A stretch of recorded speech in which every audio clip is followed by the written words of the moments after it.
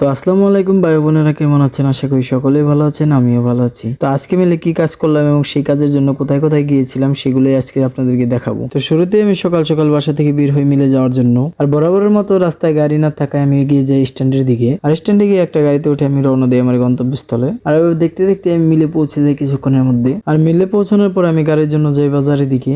আর বাজারে গিয়ে আমি একটা গাড়িকে খবর দিয়ে চলে আসি। আর আপনারা এখনো পর্যন্ত হয়তো বুঝতে পারছেন না আমি কিসের জন্য গাড়ি খবর দিলাম। মূলত আমাদের একটি সুমিলের করাত রয়েছে, সেটাকে জ্বালাই দেওয়ার জন্য যেতে হবে আমাদের অন্য একটি গ্রামে। আর সেই গ্রামের নাম হচ্ছে গোপালপুর। আর সেখান থেকে আমাদেরকে আরেকটি করাত ক্রয় করে আনতে হবে। আর করাত আনার পর মিলে অনেক কাজ রয়েছে, সেগুলোও আমাদের করতে হবে। আর এর কারণে সকাল সকাল আমি বাড়ি থেকে রওনা দিয়েছি মিলের উদ্দেশ্যে। তো যাই হোক, আমি বাজার থেকে আসার পর মিলের ভিতরে থাকা করাত আমি বাহিরে এনে রেখে দেই। আর এদিকে দেখি রাইস মিলের মিটারের টাকা শেষ হয়ে যায়। আর আমি সেই মিটারের টাকা ভরে দেই। আর মিটারের টাকা ভরার পর পরে দেখি গাড়িওয়ালাও চলে এসেছে। তো তৎক্ষণাৎ আমি দেরি না করে রওনা দিই গোপালপুরের উদ্দেশ্যে। তো যাওয়ার সময় একটা ছোটখাটো একটা জ্যামে পড়েছিলাম। আর কিছুক্ষণ সেখানে অপেক্ষা করার পর আবার রওনা দিই। আর এভাবে চলতে চলতে আমি কিছুক্ষণের মধ্যে গিয়ে গোপালপুর পৌঁছাই। তো গোপালপুর পৌঁছানোর পর আমি সেই দোকানে গেলাম এবং আমার হাতের করাতটি ছোট্ট একটি ছেলেকে দিলাম। আর আমার হাতের করাতটি দিলাম ছেলেটিকে ঝালাই করার জন্য। আর এদিকে আমাদেরকে দোকানের মালিক বসতে বলে এবং বসার পর আমাদের জন্য চা আনতে পাঠায়। আর অপরদিকে আমরা যে করাত ক্রয় করার জন্য আসছিলাম সেই করাতটা আমাদের জন্য আগে থেকেই ঝালাই করে রেখে দিয়েছে।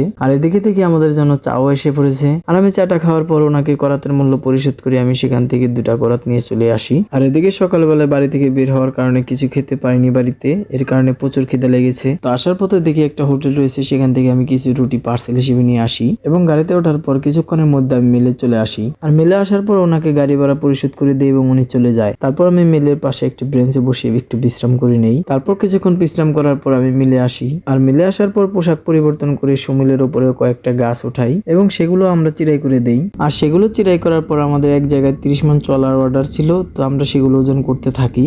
আর এগুলো ওজন করার পর গাড়িওয়ালারা আসে এবং তারা তাদের গাড়িতে ভরতে থাকে। আর এদিকে আমার কাজ শেষ হয়, আমি মিল পরিষ্কার করতে থাকি। আর সবগুলো দাফার নামিয়ে আজকের মতো আমি চলে আসি। তো আজকের ভিডিও এই পর্যন্ত, আশা করি সকলেরই ভালো লেগেছে। তো ইউটিউব থেকে দেখে থাকলে অবশ্যই অবশ্যই আমার চ্যানেলটিকে সাবস্ক্রাইব করবেন, আর ফেসবুক থেকে দেখে থাকলে অবশ্যই অবশ্যই আমার চ্যানেলটিকে ফলো করে থাকবেন। ধন্যবাদ সবাইকে। আসসালামু আলাইকুম।